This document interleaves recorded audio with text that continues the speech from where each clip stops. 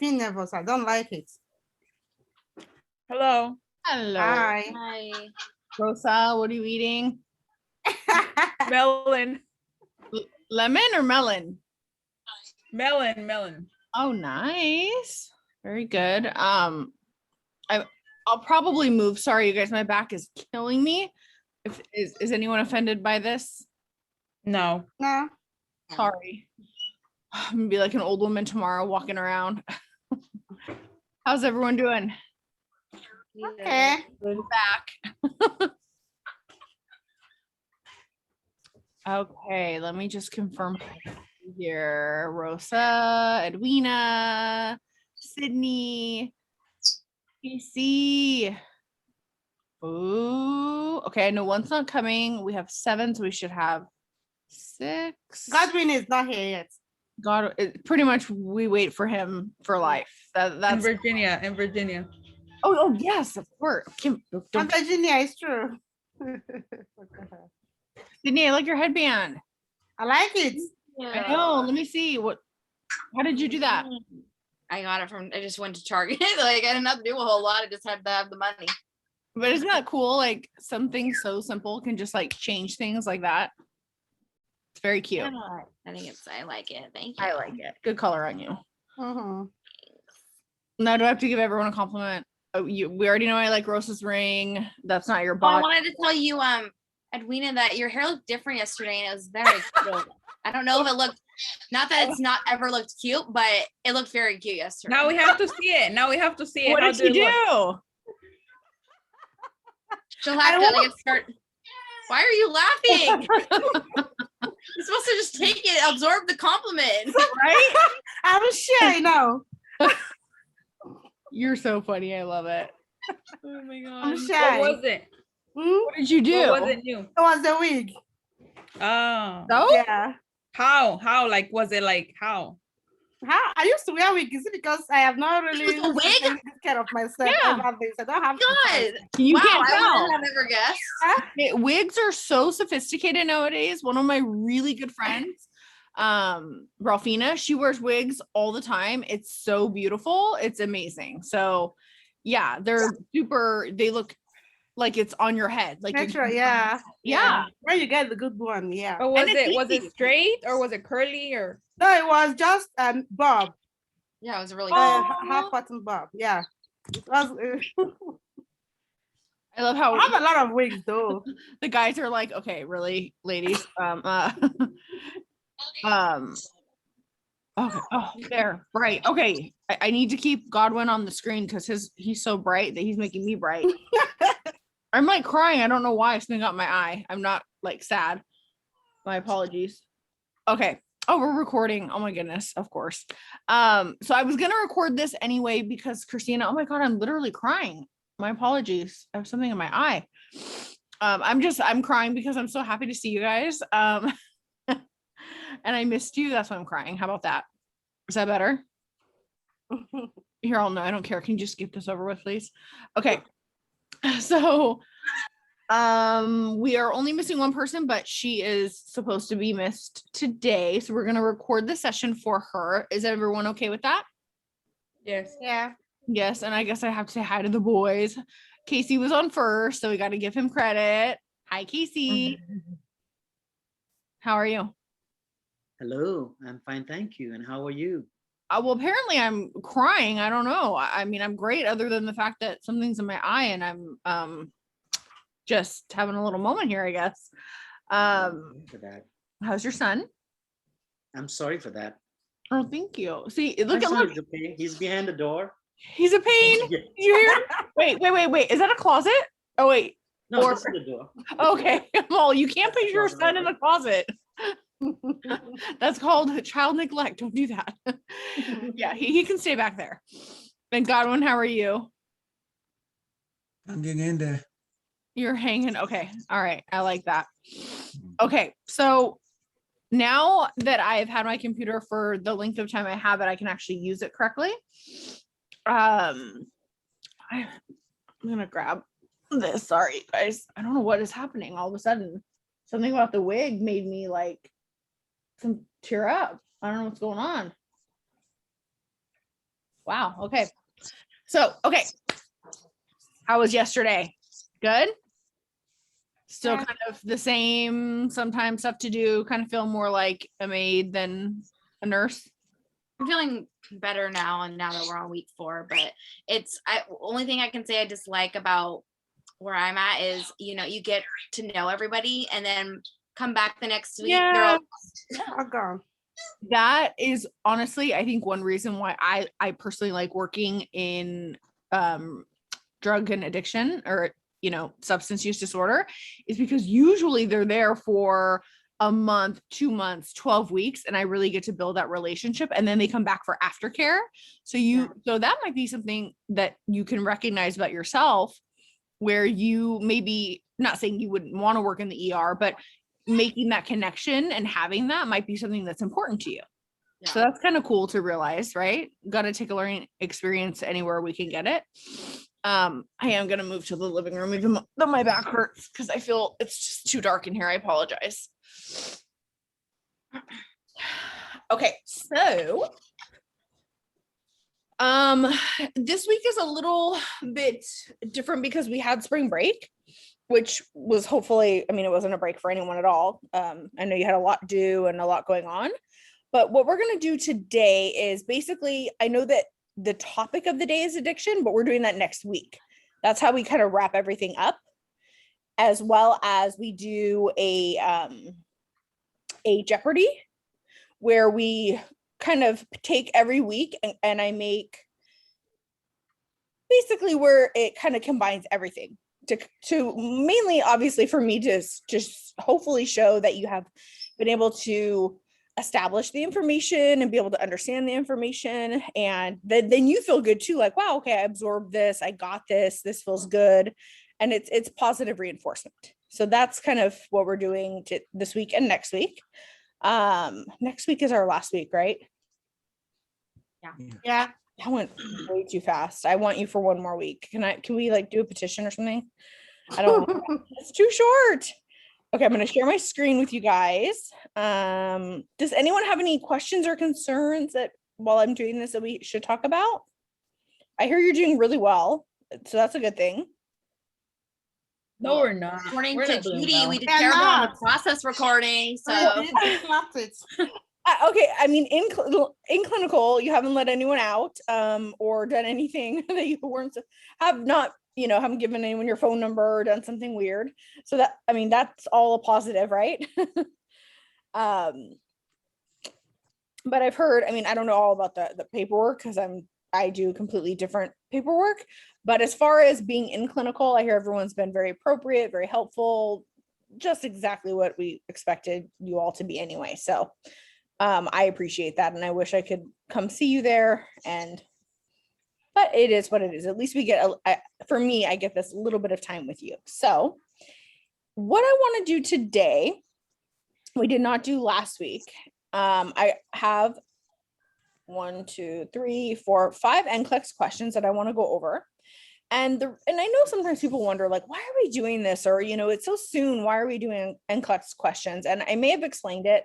Again, I teach quite a few classes, so I forget what I say to certain people. So excuse me if I'm repeating myself, but a couple different reasons. Number one, it's never too early. And I actually just got a text yesterday. I wish I could show it, but I think you'll believe me, that said from a student who's graduated last semester.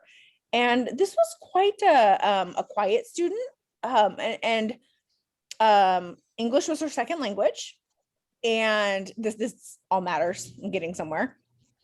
Very shy, didn't ask a lot of questions. You weren't really sure about her. Like, does she know what she's doing? Is she just, but she passed the program.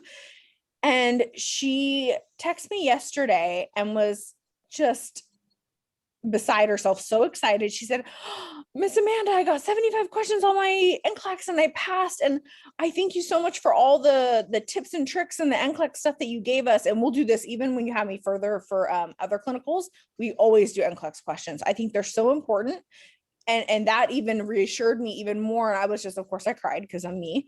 And I was just so excited for her because she realized she put that connection together that, so when we're sitting here now, if we were doing med surg questions, that I mean, it would still make sense, but not as much. So we pick out questions that are about psych. So you learn little things in here that you may not have knew about psych. Maybe you didn't know mania caused a certain thing. And psychiatric questions, as I've said before, I know I've said this, are, in my opinion, and I'm a psych nurse, the hardest questions on the test, truly. So that's one reason a couple reasons why we do them. And they truly, why not start now? Because I don't want you taking away your time from your nursing program and studying NCLEX. That's not what we want you to do.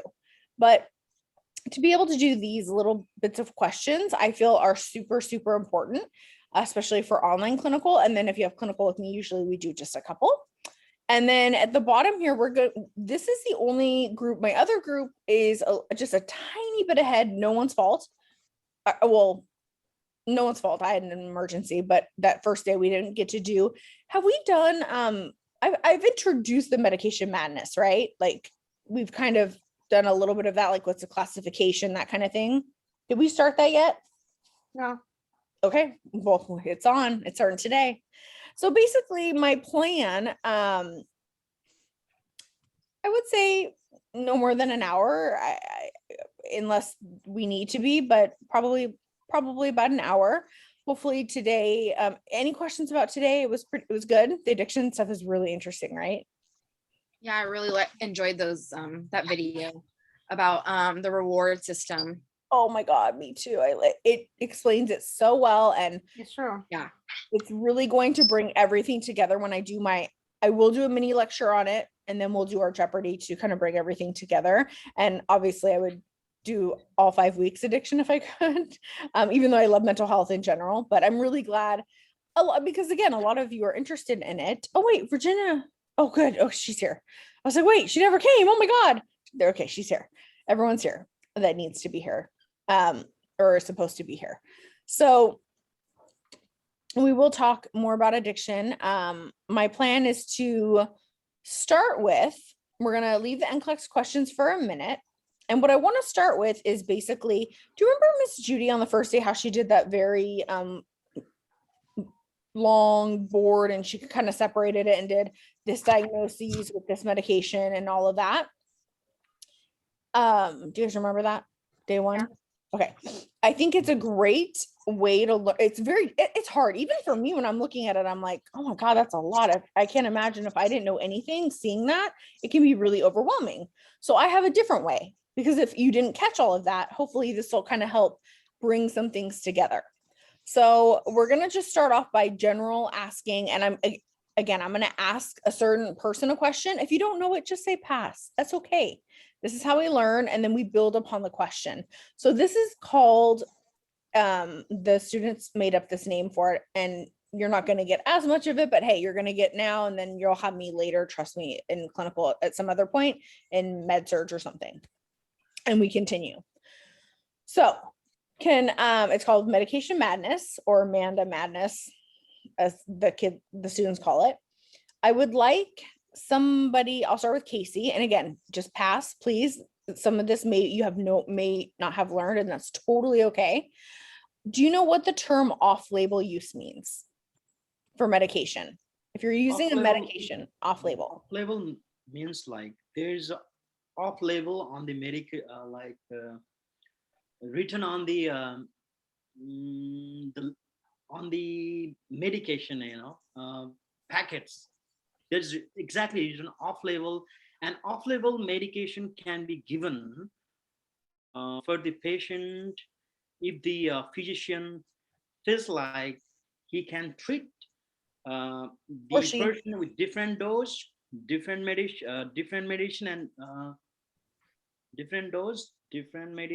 and different route. I'm gonna give that to you, but I'm gonna say it in a much easier way. Okay. How about that? Because That you had the right answer in the middle, so I'm gonna give it to you. And when we talk about doctors, it's he or she, and I will say that every time, he or she, right, women? Right. Yeah. We love you, Casey. We love you. Even Marsha, I yell at her all the time when we're doing in the morning. She'll say he, and I'm like, she. Like we're getting there too. We can do whatever we want. Okay. So off-label use in the most simplistic way, and this is very important in mental health. So if you're not familiar with it, please become familiar with it, even not mental health, any sort of medical area. So using medication off-label use is basically using a medication for another reason than it was otherwise intended for. That's exactly what it means, using a medication for a reason that it was not intended for. The perfect example that I think is perfect is, let's use Benadryl actually. So I think we're all pretty familiar with Benadryl. You can buy it at the store. You don't need to get a prescription for it. Now, if I ask you this, if I say, what is the classification? That's very important. So the classification, and I'm sorry, I have hand movements. It's like automatic. So Benadryl, and anyone can answer. Benadryl is an anti what? Histamine. Exactly. Very good, Edwina. Sorry, Edwina. So it's an antihistamine. That's what it was made for, and that's what its intention was for, right? Yeah. But then we noticed all of a sudden, well, that person looks tired. That person's getting tired. Okay, something's going on.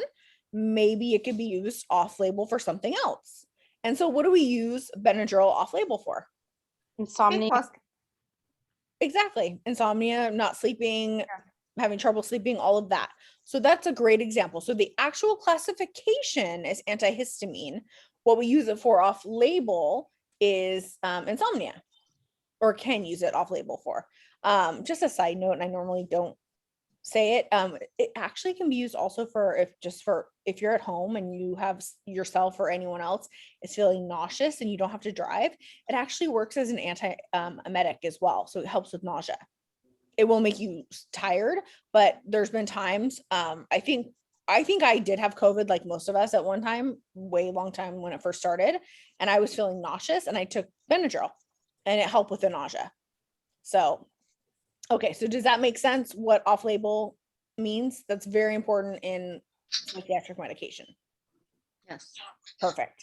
Okay, so now we're going to do another one, and I'm going to pick on somebody. And again, just say pass. If you don't know, that's totally fine. And I'm only going in order. I'm not just like being mean and picking on you. So the next person on my list or below me is Edwina. Sorry. So Edwina, gabapentin. What is the classification of gabapentin? What was it actually made for or intended to be used for only? Anticonvulsant. Perfect. Exactly. So gabapentin was made to be an anticonvulsant. We still use it as an anticonvulsant. Not as popular as other medications that tend to be more effective, and you don't have to take as high of a dose. And we'll get there. And that's my whole thing. I mean, medications, you're going to learn and learn and learn. And if you can leave this class learning 15 new medications, okay, I'm happy with that. That's cool, right? So, all right, then the next one down will be Sydney. So again, I'm not sure if we talked about it, so please feel free to pass because I really cannot remember. I apologize which class I've done what with. So for gabapentin, putting the connections together, okay, we know it's an anti-seizure med, so that means it's lowering down the central nervous system, right? So usually that causes potential lethargy or feeling a little bit more down, if you will. It's kind of like taking a shot of tequila or something like that. Kind of think of it like that. It's lowering your central nervous system. So could you think of potentially one reason why we would use it off label? Or social anxiety and alcohol dependence. You can absolutely, very good job. You could use it for both of those. So neuropathy is kind of the one that everyone knows, I think, more common that we use it for neuropathy, which is nerve pain. It doesn't have to be for those who have diabetes, but usually it tends to be those with diabetes because they get edema, and the edema squeezes on those nerves and it hurts. It hurts. It does not, I mean, I don't have it, but it doesn't, I can imagine nerve pain does not feel good. Okay, so I want everyone to say it together. So this is how we learn, by repetition. So Benadryl is an anti. Histamine. Very good. And we use it off label for what one main reason? For insomnia. Insomnia. Very good. Gabapentin is an anti. Convulsant. Very good. And I usually say this. Now, yes, we can use it for neuropathy, but since we're in psych, I leave that one out. Not that it's not important. I say anxiety, agitation, and insomnia. That's what I say, because I keep it simple. That doesn't mean that everything that Sydney said was wrong or not incorrect or not correct, but I just keep it simple, because you could go up to a MAR and it could say gabapentin 600 milligrams, POQ 6 hours for mood dysregulation. Okay. And that could be for somebody who has bipolar disorder, and just kind of helps them keep them calm. So I just want you to understand the big picture. So when you see it, you're not like, so this person must have seizures, right? No. And now you'll know why, because we're having this conversation. So gabapentin is an anticonvulsant, and we can use it off label for what? Insomnia? Insomnia. Anxiety and agitation. Those are the 3 I use. Again, there's more, but those are the 3 I use, because then I can link them into other things if I read something in a medication administration record. Any questions about that? Nope. Okay. Does anybody know, and this is a little bit argued, so please keep this kind of at bay, if you will. Does anyone know what the max daily dose of gabapentin is? You know what? The The max 200. 12, isn't it 1200 or is that? No. Between Yeah. 32 and 3600. Say that again, Godwin. Between 32 and 3600. And that's the argument. So, okay. So, Mhm. so I say 4,000, and that's Because- because where yeah. I've worked for years and years and years, the one psychiatrist that I've worked with the longest, his was 4,000. I've seen from 32 to 42. So I kind of just picked in the middle, and I said, well, 4,000, I mean, because it's different than like Tylenol. Tylenol, it's black and white, it's 4,000. That's what it is. So I like also 4,000, because then you can kind of remember them together. The reason why that's important, I don't need you to remember the max daily dose of gabapentin is 4,000 milligrams. It's not to be a robot. It's, again, you're a nurse. If you go into a medication, let's say you're working at a skilled nursing facility and you have a patient and it says, let's just add up the hours. I'm not going to do all the math. And it ended up being like 8,000 milligrams a day. You're going to know it's not 32 and it's not 36. It's not 4,000. That's like, those are close together, right? You're going to question that order if it's 8,000 within a 24-hour period, right? So when I ask the question, if I say what is the max daily dose?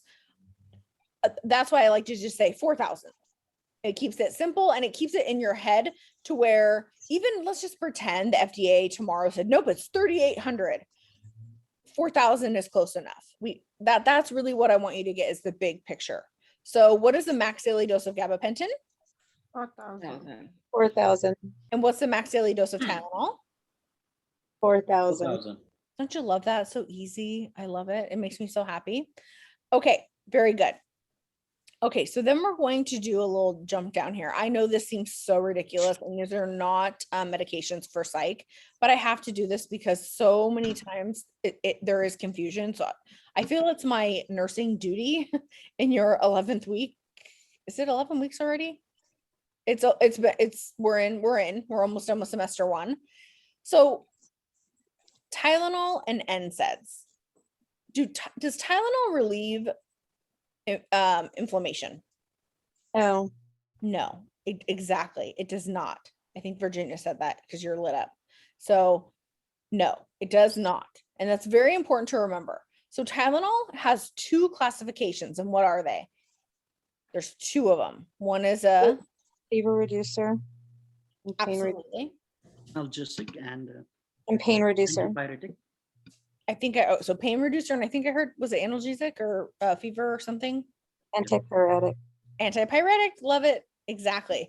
So Tylenol's classification would be an analgesic or an antipyretic. Perfect.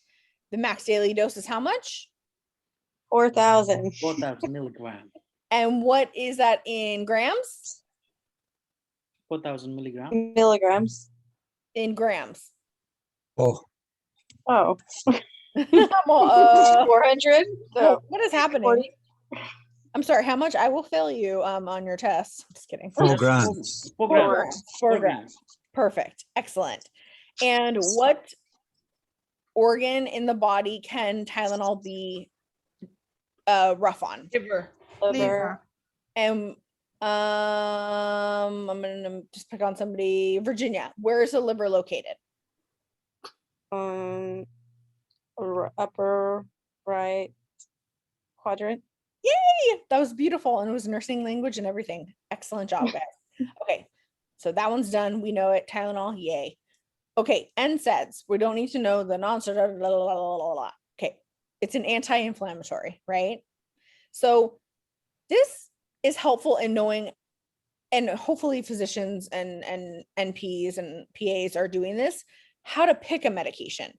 If you have inflammation, probably going to choose an NSAID, right? Of some sort. So some examples: ibuprofen, Motrin, what else? Naproxen. Advil. Exactly. Advil, naproxen, all the tons. It's under the whole umbrella. And NSAIDs in general, they affect, so they're for inflammation, they help with pain. So they're for pain. And they can potentially be harmful to two organ systems. And Casey, do you know what maybe one or two of them are? And said might one is liver for sure. No, No. actually not. Which is actually, but no, I'm so glad that you said that. See, this is why I know it sounds weird. I actually like when people get things not correct, because it almost sticks in your brain even more. And for other people, there's been research done on this. So if somebody had an issue with their liver, I would prescribe NSAIDs. So do you see how we can make up that decision? Or if I went to a medication and I was going to give it, and I knew that my patient had kidney failure, so I just gave you one of the answers. So it can be hard on the kidneys. And if my patient is on dialysis, and I know, and I'm like, it says give them 1800. Oh my God, don't give them that. 800 milligrams of ibuprofen. I might question that order because I know my patient has kidney failure.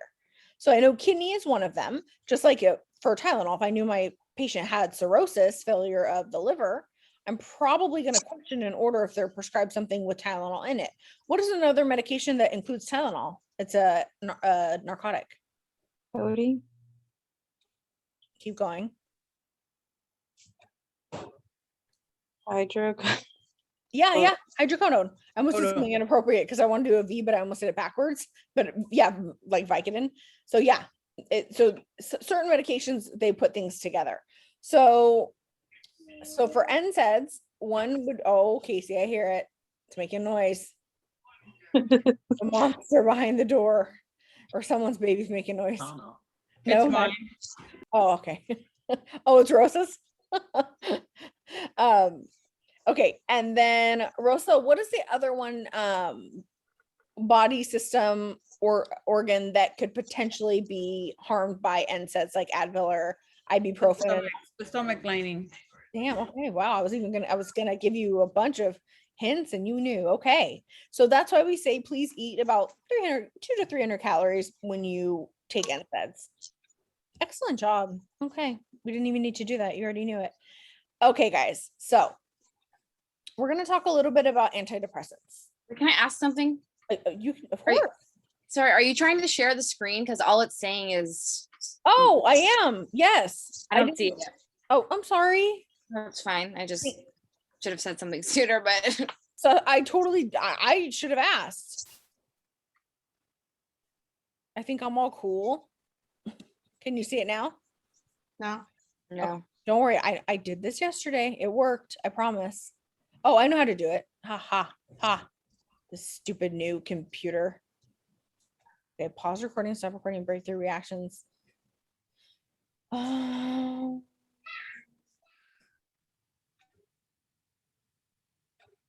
Okay, I'm gonna stop the share. And then we're gonna share the screen. And then I want to share this one. Oh, I know why. I know exactly why. You have to go like this with this computer. You can't just double click. You have to say, now you can see it. Yeah. Yep. Right? Hey, I'm so proud of myself. I'm learning. Okay. All right. Now we can see it. Sorry Yes. about that. Thanks, Sydney. Okay. The rest of you don't even, you're like, whatever, just finish. Okay. So SSRIs. Have we talked at all about well-being? Yeah. Well, you kind of, Grazed over it.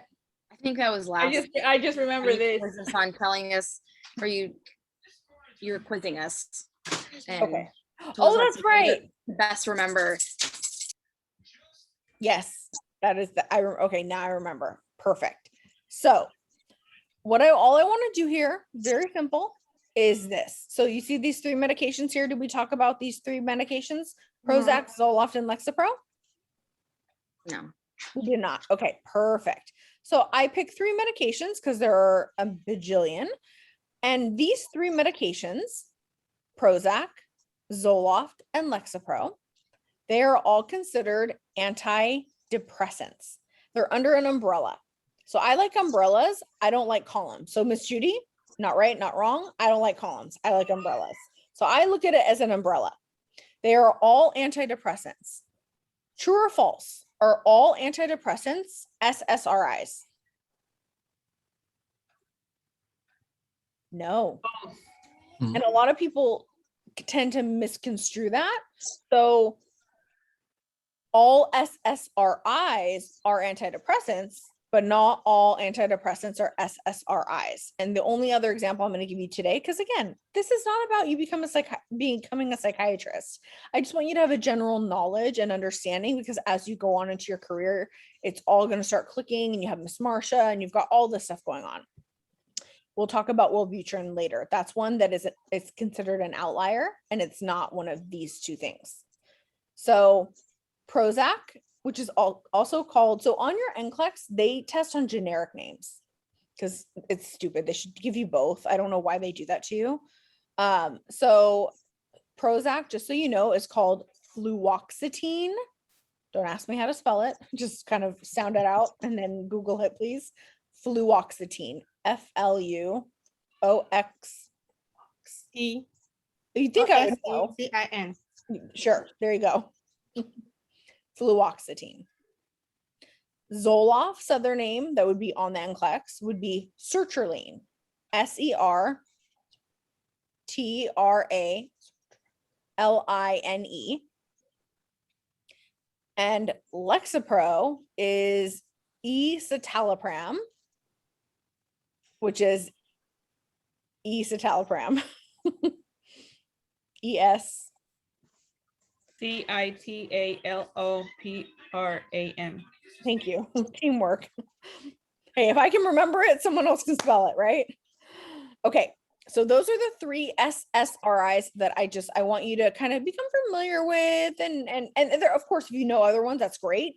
I just chose 3 that I thought they're pretty common. There's Paxil. I mean, there's so many, but right now, Lexapro is a very popular one. It's newer, why do we make newer medications? Because we want less side effects. Usually that's not always, but usually that's why. So Lexapro is a newer antidepressant. Zoloft, I would say, is a middle, and then Prozac is older. So Prozac, Zoloft, and Lexapro are all what? Depressants, right? Mhm. Specifically, what? Are they SSRIs or SNRIs? SSRI. SSRIs. Very good. So that means that, are they creating more serotonin or utilizing the serotonin you have in a better capacity? Utilization. Beautiful. Did we do this, or are you guys just like that smart? I think we're just that smart. I think you're just that smart. No, that's exactly right. So you're absolutely correct. It's not creating more of anything. It's just honestly what it's doing. You know how we have those synapses and all that stuff, and we have that synaptic gap? It makes it to where we're not recycling it too quick. So the longer, that's how it works. So if I take a Lexapro and I metabolize it and it does all that good stuff and it goes through my body and it permeates through my blood-brain barrier, and it's going to go into my brain. And what part of my brain is it going to go to? It's an SSRI. What neurotransmitter? Serotonin. Serotonin. So it's going to go to serotonin. and it's going to make sure that serotonin, when it's released, instead of it getting sucked back in too quick to be recycled, it's going to keep it in the gap longer. So why do you think it's called the selective serotonin reuptake inhibitor? Because it's inhibiting serotonin from being recycled. So the longer it stays in the gap is the longer I'm going to feel the medication. And that's what I want, because the longer that it's there, the hopefully I'll feel what? What does serotonin help you feel? Well-being. Well-being. Well-being. Exactly. I know it seems silly. I swear you'll remember it. I'm not kidding. It works. I don't know why it works, and I don't know where the heck I came up with this. I don't even remember how it happened. Okay, excellent. So that's these three. Any questions about that? Pretty good. Okay, now we're going to move on to the next three, which are SNRIs. I've never ever seen it SSNRI. I don't, but to me, I feel like why it should be called that. Selective serotonin neurouptake oh my God. Selective serotonin norepinephrine reuptake inhibitor. Like that's what it should be called. Why do we double use the S? I don't know, but they don't. So really pretend that S is gone. That's what we call it. In my 13 years, if you see it like that, you'll know. So there really are only like, I think 5. I think there's 5. I've only ever seen 3. And please, if anyone has seen, let me know, or wants to mention them. The only 3 I've ever seen prescribed is Cymbalta, Effexor, and Pristiq. And these are SNRIs. And I'm going to be completely honest with you. I am completely blanking and I am not able to remember the generic name. Pristiq, I don't even know what the generic name is. Effexor is, I'm totally blanking. Vela vaccine. Yes, something, Vela- do you want to spell it? Pristiq is the brand name. Yeah, so these are all brand names and we want the generic name. Oh my Yeah. God, did I say it wrong? So on the NCLEX, it's all generic. Is that not what I said? Yeah, you said. Okay, good. So just know that you need to know what Cymbalta, Effexor, and Pristiq with. I mean, if they're not going to ask you that many site questions, but just for good measure, I want you to be the best. So, one cool thing about Cymbalta, does anyone know? It can be used for something else as well. So if somebody walked up to me, well, not just walked up to me, but they were a patient and I was seeing them and I could prescribe at that time. And they told me I have this and I have this going on. Do you guys know what the other thing is that this can help with, Cymbalta? Hallucinations, maybe? I wish. Me? Who said that? Me? Who's me? Rosa? How did you know that? Or I mean, you don't have to say. I just know from the commercials.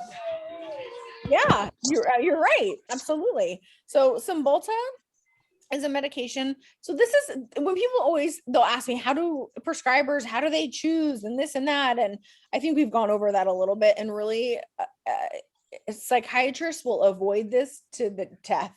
They never want to answer the question because we all know why they prescribe medication, because those sexy little people bring in short skirts them food, right? So if they give their drug, they get free lunch. If you've ever worked at like a doctor's office before, it's not really, that's kind of a joke, but it is kind of true too. I've seen it, but it's hard to choose which medication. There's so many, like, how am I going to know? Okay, Virginia, which one's going to work for you?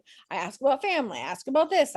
We do our best. So I know I'm not going to continue talking about that because we've talked about it before. And I don't want you guys to not have enough time to get your work done. But Cymbalta, if somebody came to me and they had depression and they had usually it's fibromyalgia. Usually it's that type of pain, more nerve pain, more like sciatic, more pain like that. I'm going to pick that one because I hate the term kill 2 birds with 1 stone, but really if we can do that, why not? If If I can help them be on a medication that's not considered habit forming. And can somebody tell me after watching today, how do we know something is habit forming? What happens in the reward pathway? Something is secreted. A neurotransmitter. Nor- Dopamine. The dopamine goes secreted. It could, now I want to cry. No, I can't. It's over. But yes, that's exactly right. So if dopamine is not released in the reward pathway, that means whatever it is, whether it's is when you have an orgasm, is dopamine released in the reward pathway? Yes. Yes. Yes. Because is sex potentially addictive? Yes. When you're eating your melon, is Yes. dopamine? Hell yeah, it's secreted, of course, because can food become addictive? Yes. Absolutely. Exercise. So these are all process addictions. And then we can go to the substances, and we know if we drink alcohol, use methamphetamines and all of that kind of stuff. So just wanted to throw that in since we were talking about it. But if I can give my patient, for example, and no, again, I'm not saying anything negative about anything if anyone's on it, but if I'm going to try gabapentin before I try anything else, like why am I going to give someone Ambien first if I can try to give them something that's not habit forming? Gabapentin does not release dopamine in the reward pathway. So I'm going to try that first. It may not work, and that person may end up on Ambien. And you know what? To each his own. I don't judge. Just, you know that. I hope. Okay.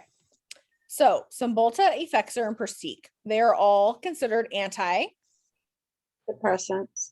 exactly, but they are not SSRIs. They are SNRs. SNRIs, which Nice. means which two neurotransmitters do they affect? Serotonin and Mm. dopamine. Right? Everyone says dopamine. Norepinephrine. Norepinephrine, just look at the letters. They help so much. But that's how I got it. No, seriously. Like that's how I got it, and now it's clicked. And serotonin, we know, is well-being. Now, what is norepinephrine? It's two things. It helps with two things. Energy Yeah. and motivation. And I like to do it in order, and like by the alphabet. So energy and motivation. So the serotonin in these three medications helps with well-being. What does norepinephrine do? Energy and motivation. Very good. Excellent job. Good job, you guys. Okay, one more medication, then the NCLEX questions, and then you are released to the world. And then I get to put this printer together. So I'm sure I'll get hurt somehow. I'll end up with like stitches in my hand tomorrow when I get there. They're not hard to put together, right? Has anyone put a printer together? Mm. It's been a while. Well, a printer? A printer? Yeah. Yeah, it's easy. Okay. I mean, it looks pretty easy. It's like turn the button on, plug it in, and yeah, it looks okay. All right. It's HP. Huh, fingers Yeah, crossed. you have to download the app for the HP. Okay. That's what it said. You're very useful. I'm just gonna call you Rosa. I got a problem. Can you help me, please? Okay. All right. So Wellbutrin. So remember, we have an umbrella. We've talked about SSRIs and SNRIs. Now we're going to talk about a different type of antidepressant. Remember, there's tons. I know there's and I have trouble saying the word, the tricyclics, and there's all these other ones. And one of the reasons we don't talk about tricyclics a lot, honestly, is they're not really, I don't talk about them. They're not really prescribed that much because of the side effects. I'm not saying they're not. And so I'm like, I'd rather you be more familiar with, because we have like this much time. 5 weeks is nothing. I get no time with you. I hate it. I hate it. Because if we were at clinical, you guys would be getting a post-conference of an hour and a pre-conference of like a lecture and a post-conference of like an hour and a half. Most people like that because being on the floor, I'm sorry, for 9 hours is like, ooh, that's a long time. That's too long. I mean, what are you doing? Standing on the wall? What can you do? And I think it's intimidating to the patients, but that's my personal opinion. But anyway, not where you guys are, but usually at Crestwood. And you wouldn't want to be in the hallway at Crestwood, right, Godwin, for 9 hours? You people love it. I save you. Come in the room. We have a special room. Okay. Mhm. Yeah, exactly, right? So Wellbutrin. So Wellbutrin is under the umbrella. It's an antidepressant, but it does not affect, it's on SSRI or SNRI. Does anybody know what neurotransmitter Wellbutrin goes to? Norepinephrine.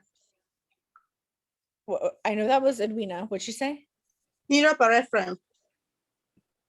Norepinephrine. I know what you're saying, but I'm trying to, you're so close. Oh yes, no, no, you're right. No, yeah, you're right. Sorry. I was gonna say no, it goes to Wellbutrin. It goes to norepinephrine. You're absolutely right. Good job. So Wellbutrin goes to norepinephrine, and we just talked about norepinephrine. What does norepinephrine help with? Two things. Energy and motivation. Energy. Rosa. She's like, I want to be well-being, okay? I don't care about that. So Energy and motivation. energy and motivation, exactly.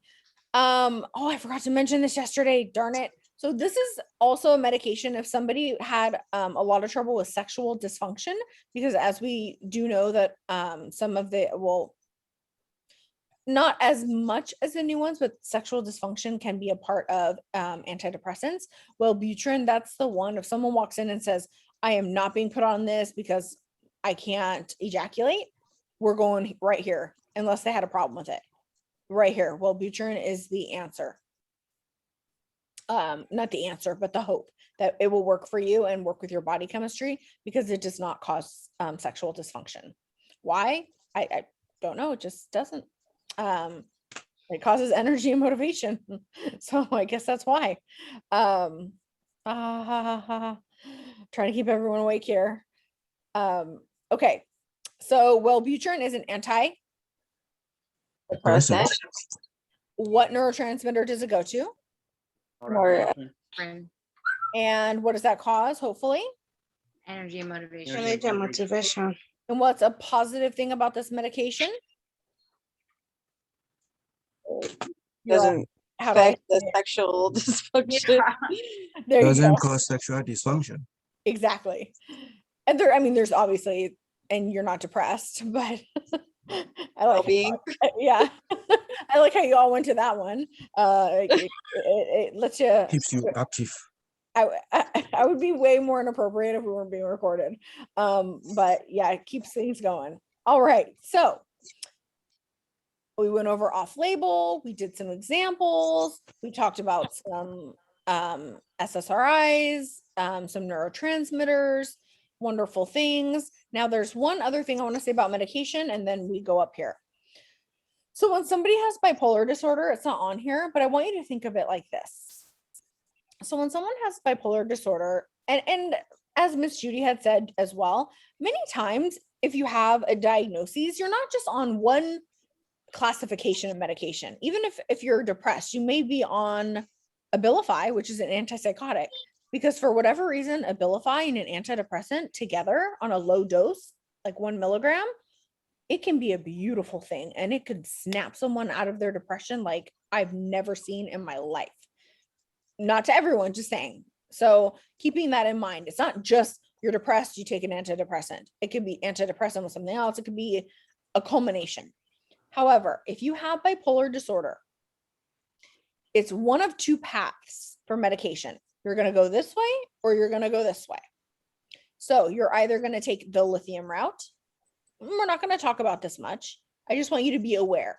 You're going to go the lithium route, which I'm sure all of you have heard of lithium. I'm sure Miss Marcia has talked about it, or if she hasn't, she will in detail. She's excellent. And my favorite teacher, by the way. You can tell her I said that. I just adore her. You guys are supposed to say, yeah, me too, because she's fabulous. Yes. I know, I just love her. She's like a mom.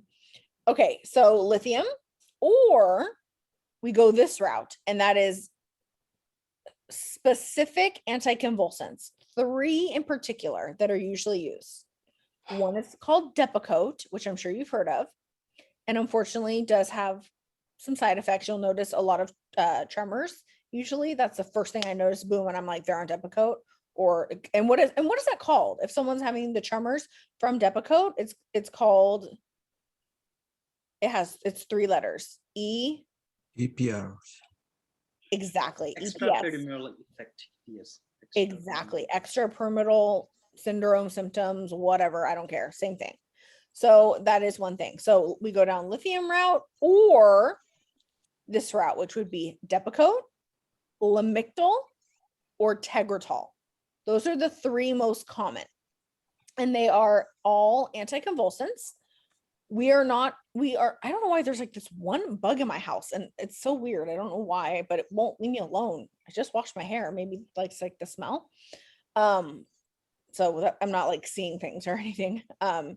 So lithium or what? Depakote? Lithium, Depakote, Lamictal, Tegretol. Yes, those are the most common. Now that doesn't mean if they're on something else, that doesn't mean that it's wrong, but those are the most common. So I just kind of want you to have that in your head. So it's one or the other. It's not both. It's one or the other. They either go down this route, and lithium is more difficult to be on. It's a very small therapeutic range of 0.6 to 1.2. Some books and some papers say some other things, but that's like what I followed for 13 years and no one's died. So okay. Any questions about that? I just want you to know that. Okay, perfect. All right, we're going to do the NCLEX questions, and this is how we're going to do them. We're going to take volunteers. I want you to now listen. I don't know why this was so hard yesterday. You're not going to read the answer choices, and it wasn't you guys, it was another school. Do not read the answer choices. Only read the question and tell me in the question, what do you think is the important thing in the question to help us potentially that we should be looking at that could help us potentially find the answer? Does that make sense? Yeah. Okay. So does anybody want to volunteer to read the first one and tell us what they think about? I'll do the first one. I knew it. I already knew it. Because I'm curious. I'm confident, but we'll see. Okay. Several days after being admitted for depression, client sits alone in the dining room. The nurse notes that the client has not finished the meal. Which nursing action is best? And I'm thinking like where it says sits alone is an important thing to notice. I don't think it's really the act of eating, or I mean, obviously that's important, but I feel like that's maybe part of the contribution to like why they're not eating. Beautiful. Yes. Yeah. So Okay. I think then the answer is sit with the client. Perfect. And so many people, and a lot of people do not get this question right. And let me tell you why. So number one, I loved how you were very articulate with that, actually, the way you said how it contributes to it, because that's exactly right. So in the NCLEX world, here's your tips and tricks for the day of NCLEX. In NCLEX, it's a perfect world. You have enough time, you have enough nurses, you have enough briefs, you have enough towels, you have enough pens, you have enough staff. It's the ideal world. So remember that. For this question, now that's why we say don't take your own experience, because I mean I can imagine probably Edwina's like, oh, it's time to sit with the patient. Yeah. Who has that kind of time? I've got like 18 meds to pass, right? So, but in the ideal world, and this would be the best thing, would be to sit with a client during meals. We wouldn't ask the family to bring in foods. That's not their job. Writing down a list of their favorite foods, well, they're not eating the food, so that's not going to solve the problem. And then providing high calorie and high protein, same thing. It's not solving the problem. And that's why trying your best to find out what is the question asking you, because if you can get the better idea of what they're actually wanting to know, like what Sydney just did, they're sitting alone. So that, boom, hello, right there. It's perfect.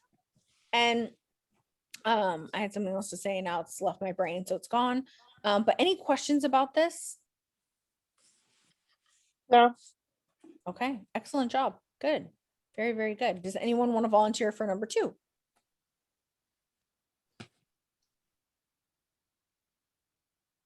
And you don't have to say what you got. I'll An go. individual Oh. calls the crisis hotline and says, "It's over. I have done all I know how to do." Which response by the nurse is the best? Like it's over. It's so vague. So so the nurse will seek more information. What does it mean? It's over. So the correct option is answer one. What do you mean by it's over? No, Are No, the I think- only no, I think I have another I answer. think it's something else. Yeah, I think Oh. it's something else. he's right. And he is the only person that has ever gotten this question right. Oh. Really? Ever. Because Why everybody can't we wants just- to say this. Everybody wants this. Why can't we? I thought that's generally the question that you need to begin with. You always Yes, want- that's what I think. Oh, but you don't want to make any assumptions, so you want to explore more and then go there. exactly. And it's exactly what Casey said. Because and I'm gonna be honest with you, when I did this for the first time for Kaplan, I got it wrong. I put this too. But no, he's absolutely right, because now look at it. Now, yes, they are calling it a crisis hotline, but I could mean my movie's over and I'm bored and I'm bipolar and off my medications and well, it's over. What do I do now? I don't know. I need more clarification, right? And now if this were worded differently, then it probably would be this. If I called and said I have a knife to my wrist or whatever, I could make up a bunch of things, but I'm not going to do that. All it's saying, it's over. I've done all I know how to do. Which response by the nurse is best? I need clarification because I have no idea what you're talking about. And then you get that clarification. And then remember how I said usually it's more than one? Then I'm going to ask this question, right? Because I built some rapport up here with what do you think? What do you mean it's over? Then are you thinking of hurting yourself? That way I can get on the ball and hopefully trace a line and figure it out and do a wellness check. And then I may, talk about medications and or why would I ask them this? Have you shared your feelings with your family? What am I really trying to ask? If he's alone, Exactly. Are you alone? Do you have support? What is going on? Exactly. So there's those special ways to ask the question. So I think just for fun, and everyone deserves this, but Casey, a little round of applause. First person ever to get this one right on the first try ever. Because it's a hard freaking question. I got it wrong. So did you cheat? Did you look on Quizlet? Do you have the No. book? Are you lying? Okay. I might lie to you. You're So- not a so- liar. Kaplan and These are- ATI, they are these are comparing with special each questions. other. Wait, so you're already reading the next question? Godwin, what are you doing? What is that? Are you Question awake? 3. You scrolling the question up and down. You started reading without me even saying Yeah. that. So I was looking at it and then you scrolled it up, so I missed it. Again. Oh, Okay. sorry. Okay, all right. All right. That's good. Perfect now. Thank you. Okay. So the nurse plans care for a client hospitalized during the manic phase of bipolar disorder. Yes. What activity is best for this client? So in the actual question, there's really only, and sometimes they don't really give you a lot, and that's what the answers actually will help you get to the answer. But what's the one thing that it says? What is their diagnosis? He's in the manic phase of the bipolar disorder. Perfect. And we all know that manic phase means go, go, go. I'm on the move. I'm not eating. I'm Yeah. not drinking. I'm having potentially doing dangerous behavior. So when I look at the answers, and it doesn't have to be Godwin that answers it, anybody can answer it. And this one seems really funny. That's why I chose it, because it's like, that's the answer, really? Does anyone want to take a stab at it? Number 4. Yeah. And doesn't it seem kind of like, I mean, it is. Not number 1, but it's like you don't want to send him outside alone. Exactly. Now, if this word were gone and it said with staff, that would be the perfect answer. Yeah. But it doesn't say that. And then joining a support group would be wonderful, but not while they're manic, because they can't. It would be a hot mess. Same thing with playing a card game. When someone's manic, it's really hard to concentrate, really hard to sit still. And here they're with somebody from the psychiatric unit and they're getting out their energy, right? They're being able to get a lot of people who are in manic phase, they pace. Have you guys noticed that? I don't know if you've seen that, but they pace a lot. And that could be for other reasons too, because they have all of this internal energy and it's just eating them up inside. So number 4 is the perfect answer. They're being monitored and they're feeling now if the question said make them sweep the hall, would that be right? No, No. you can't do that. That's like, I think probably against the law. So we don't do that. So any questions about that? This one? I looked at that answer number 4, even though it is the right response, because the others didn't. They said when somebody is manic, it's difficult for him to sit in a group. Oh, yep. Yep. Then say sweeping the hall with a member of the psychiatric unit staff, it's going to take you a heck of a time for you to even convince him to do that, because when they are manic, like the example, I had one yesterday who came in and was like, had been off medication. Nothing worked. She didn't want to listen to anything. She didn't want anything to be done. Even though we tried to explain to her, yes, we could help you get your med, but let's do your vitals, no, this is for her own good. So it wasn't sinking at all. So Right. not to talk of somebody who is manic, you trying to take him go sweep the hall. Dude, So what did Godwin just So- do, you guys? What did he do? Did he take his own experience and apply it to the question? He did it, didn't he? Come on, call him out. yeah, that's direct. Yeah, In that- the I real like- world, though, that's the thing. You shouldn't do that, right? Not for NCLEX? So exactly. So 2 things. Number 1, not everybody fits in a box. It's all textbook. We're going only by textbook, and we are not a textbook. We are human beings. So we're not if we were all bipolar, we're all going to present differently. And also I've had the first and foremost, I'm not the enemy. I did not write these questions. I forgot to tell you guys that. I'm just explaining them the way I was taught to explain them and how it makes sense to me. But another thing is people will say, well, they're going to pretend that's a weapon, right? Having a broom, that could be dangerous too. But in the real, I mean, again, if you're in a psychiatric unit, I'm going to take you down. I could probably take Casey down, Godwin down at the same time. Right, Edwina? We can do that. We've been Not taught. me, not me. Yeah. Casey's like, no, not me, man. But you get taught and I actually do the training, oh my God, way more than I want to, because I have to for San Jose Behavioral Health to teach there, because we have takedowns every hour. I mean, it's even in the pediatric unit, it's so sad. I hate it. I hate, that's not my thing.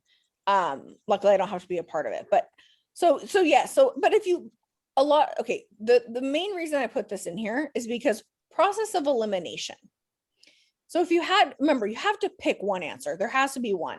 We know it's not going to be number 1, right? Because that would not be safe. We know that for one sure. is just No out. way.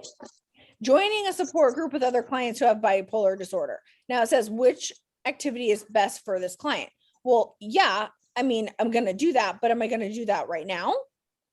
Do you think that they would be any sort of, do you think they'd be able to sit still if you've ever seen someone in a manic phase? Remember, we're textbook manic. We are, I mean, you think I have a lot of energy? Imagine someone times 10, just going out of their mind almost.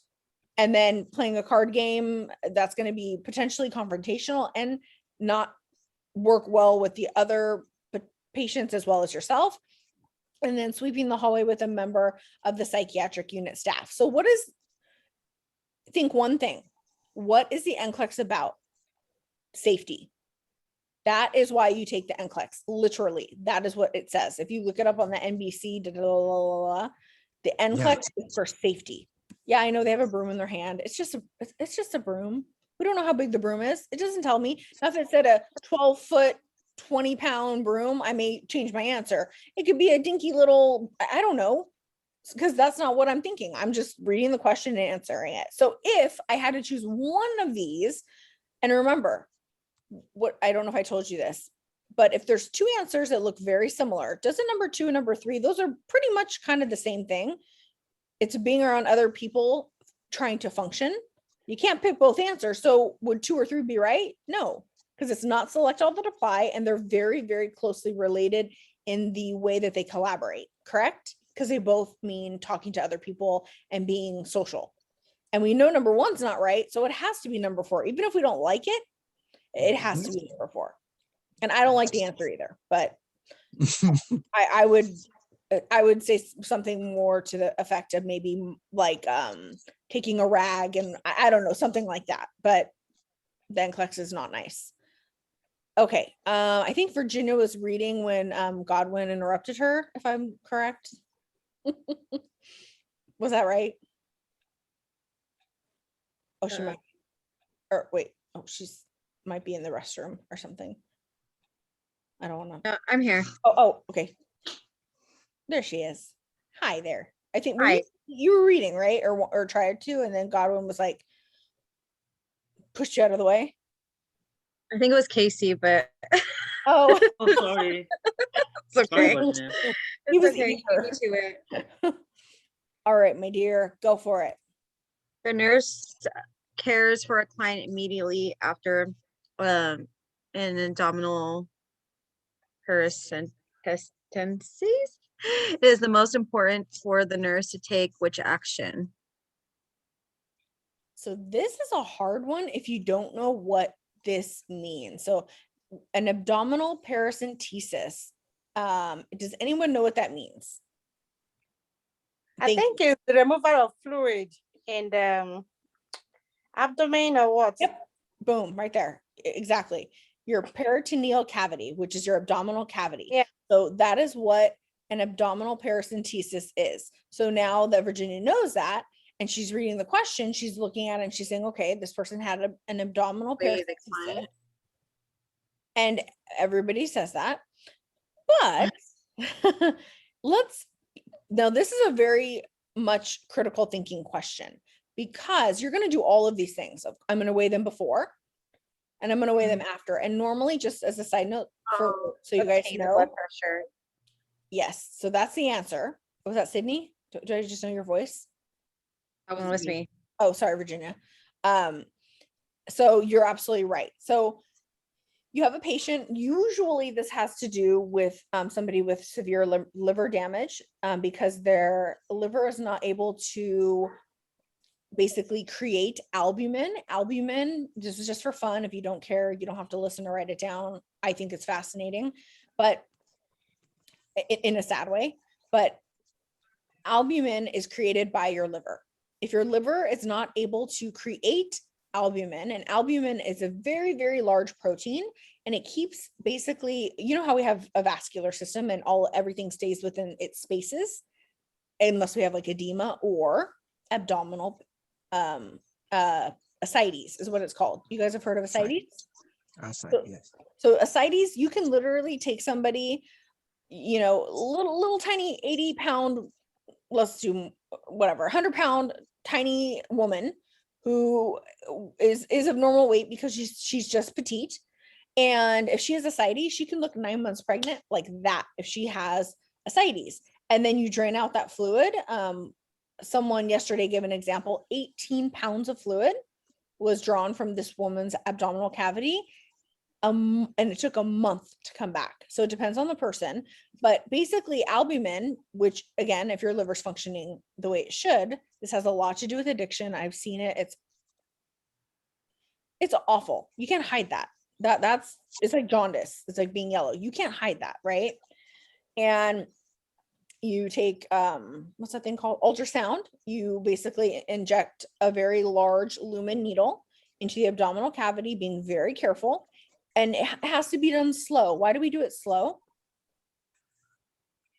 For the blood pressure not to go too high.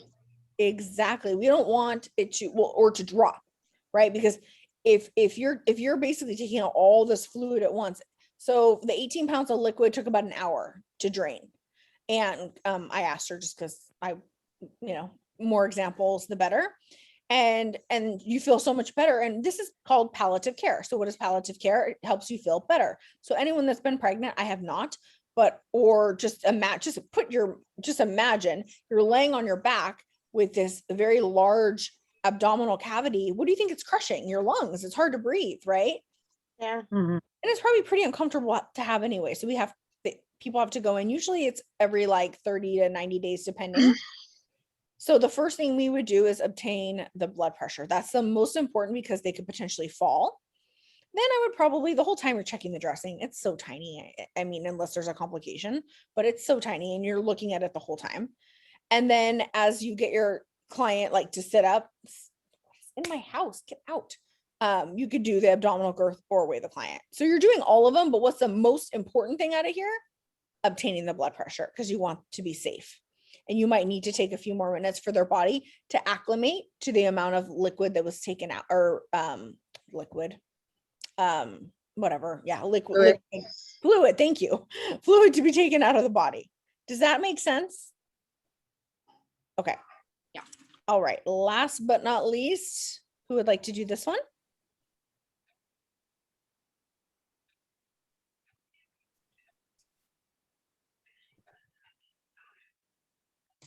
I'll go. The nurse. Okay, the nurse provides care for an older adult client in an assisted living facility. Which client statement requires an intervention by the nurse? So I would look at the client is in an assisted living facility. Exactly. Mhm. And sorry. Oh, okay. I want to spend as much time with my grandchild as possible. I realize I will not be found around forever. Even though I did not graduate from high school, but I was always able to provide for my family. I feel I have good advice to give to my children, but they do not always agree with me. If I could live my life over, there are so many things that I would do differently. I don't know. I'm between like 1 and 4. And one of those is the correct answer. So what we're looking at is, so we have an older adult client, and this is stages of grief, or stages of, not even grief, stages of, I hate the whole developmental, what is it called? Stages of when you're going to die. You realize, Something despair, integrity, I think, something on despair. yes, exactly. Integrity and despair, I guess. Integrity and despair. And you learn, I mean, okay, we all know we're going to not make it forever, right? And I almost started laughing because when Rosa was reading, she said, I realized I will never be found. You almost said that, and it almost lost it, but I wanted to be professional because it's kind of a sad question. But I mean, it's true. We all know we're going to die. So who is handling, so what is the question actually asking? It's saying which client actually needs to be gone up to and maybe soothed or talked to, or, you know, I mean, I can't change their life or have it start over, but could maybe help them process a little bit better. So who has come to terms with the fact that they are going to die? Number one has. They've come to terms with it and they say, hey, I want to spend as much time with my grandkids as I can. I love them and I want to be with them. That's completely healthy. Would anyone disagree that that's not healthy? I'm a 76-year-old female. I'm not, but I'm a 76-year-old female. I know I'm eventually not going to live. And I want to spend time with my grandchildren because I love them and I want to watch them grow up. That's completely okay. Number two, same thing. I did the best that I absolutely could. I wasn't always the best, but I did the best that I could.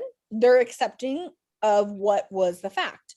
Number three is probably anyone who has a child who can make any sort of movement. They're never going to agree with you, right? That's a pretty common thing that happens. And then the last one, this is really sad. If I could live my life over, there are so many things I would do differently. That one sticks out like a sore thumb once I actually really understand the question and read them. Do you guys disagree? Or does anyone have any other kind of spin on it? Agree. Agree, because you're going to get off of this and go do something else. No, I agree because it's like they have regrets that Yeah. they're trying to voice out. You can process that with them, or process that with them, or, you know, maybe try to spin a different perspective, or hopefully try to help them come to a place where they feel, I mean, you're not magic, no magic wand, but maybe feel a little bit better about it. They're obviously not coping with it well. So if you can help them cope with it well or better, don't you think you did a great job? Yeah. I Help mean, them find ways to like fulfill those undesired, those things that haven't been met. exactly. Who are you all of a sudden with this? I mean, God, your articulation is just Like Oh, thank you. I feel like I can never speak, but today I'm just today you're like, better. I mean, no, really. Even I was telling everyone yesterday, all of you, I mean, everyone's really like getting it. So good job. I mean, truly, I mean, maybe you don't see it. I always say it like this: when you get a puppy, you know, you don't notice it's growing. But when you're, yes, I'm calling you all puppies. But when you don't see the puppy all the time, and then you know, go back and see things like this, you see so much growth. So good job. Yeah. Really, we're all gonna kill it on the NCLEX and do yeah. have some pictures. I teach a free NCLEX class. It's usually $500. So if you want to come, you can. It's free. So you're all no. I'm kidding. $500 I can give you. You're all. I don't want to spend any more time with you than I have to. You're And great. Yes, are you gonna be open tomorrow for after Sims? always. Okay. Every week. I was gonna post it, but every Thursday, that's the plan. I think all three of us have agreed we're gonna do that, and I can check off injections now. That was the only Okay, one that I had never been checked off on. So I'm probably gonna be there till like 11. Okay, so you can help me tomorrow then. Yes, I have. The first one is Alexis, because we had already prearranged that with Miss Lynn. But then yeah, I'm happy to. I'm there. I'll stay. I don't have a life. I'll just stay. Okay. That's all I do is work. Be good So to yes, say I'm after happy. class or before? When? I have double sim, so I go right after my last sim, which ends. I don't even know what we're doing tomorrow. I'm doing the catheter. I know that. And if anyone talks, I swear to God, okay, who's my body? I already have bodyguards from the other class. So who's gonna be my bodyguard? I'm putting that catheter in by myself. If anyone looks or touches that vagina, I am going to have a heart attack, or I don't know if it's serious. I thought we were doing simulation. Well, tomorrow I don't even think we're having a real sim. We're doing catheter and wound Sign care. up. I think Miss Lynn told me we're during like mental health sim. Oh, really? Oh, that's right. You're right. Yeah. Oh my God, just made me so happy. Okay, now I'm more excited than ever. Okay, but we're also doing a demonstration. I'm going like this because I'm putting in the catheter. So I know I'm catheter because that's my favorite skill. And Miss Lynn is wound care. So when is the sign off for injections? Next That would week? be, Okay. that's due on the 15th, so you still have time. Oh, okay. Oh, okay. I was tripping because I thought No, it was no, tomorrow. no. And that's why we did it that way. I'm not going to okay. take credit for it. It was Miss Lynn's idea, and then asked all of us, and we all agreed, yeah, they give them more time. That's not fair. But I will be there after the last sim for as long as, I mean, not too late, but maybe like 4 to 5:30, maybe. Okay, that's enough time. You can check me off tomorrow. Okay, so I will tell you you asked. So it's Alexis, and then was that Rosa? Yeah, but maybe. Okay. Okay, maybe we'll see how you do. Oh, we got a little hand. Yes, Casey. I would like to, if you want to help me. Okay, We All will right. practice tomorrow, Casey. We will practice tomorrow. practice, and we'll do. I'm gonna say, if you've ever not checked off with me before, and I'm sure there's rumors already, oh, Miss Amanda's so easy, this, that. No, I just can tell if you know what you're doing or not. And in my opinion, this one I am a little bit more tough on. So No, that's why I'm choosing you. No, that's fine. That's fine. not Okay. like I'm not saying tough like, oh my God, like not like the others. The others, that's like a movie. But I mean in the fact of this skill is one that requires a little bit more skill, literally with your hands and all of that. So and yeah, I might be a little bit more easy, but I really want to make it clear. It's not that I'm more easy. It's more like I can tell from 10 miles away if you know what you're doing, right? I just don't understand why it has to be so hard. I know if you know what you're doing. Yeah. Within the first 5 minutes, I already know if you're going to pass. Truly, unless something really crazy happens. Correct. So, and that's why I just stop you and say you need to practice more. And I don't let you go through the whole skill and then fail you. I think that's mean and a waste of my time and yours, right? Yeah, correct. Oh, I'm on tape. God damn it. Someone's gotta, okay, someone's gotta watch me, okay? Rosa, Virginia, come on, you guys, ladies. Just relax, guys. You're going to make it. You guys are gonna do fabulous. You're going to do Practice. it. And Yes. I would be happy to check both of you off tomorrow if you're ready. And let's do it. Yeah, I can actually even for injections, I can't check you off at the same time. Catheter, I can do 2 at a time. So, but that's not tomorrow. So yeah, do whatever you feel good about, we'll do. I will make sure I already gave you my yes on that. And if you're ready tomorrow, we'll do it. And we're pretty much done here unless anyone has any questions. You guys are fabulous. I see another, was that a hand? Bye. Oh, you're all, leave me alone. Cause I'll never get off. No, I have to hurry up and go get my kids. Oh, here, I'm busy. Okay, leave me alone. All right. Bye, you guys. You all did very well today. Thank you. Bye. See you tomorrow. Bye. Thank you.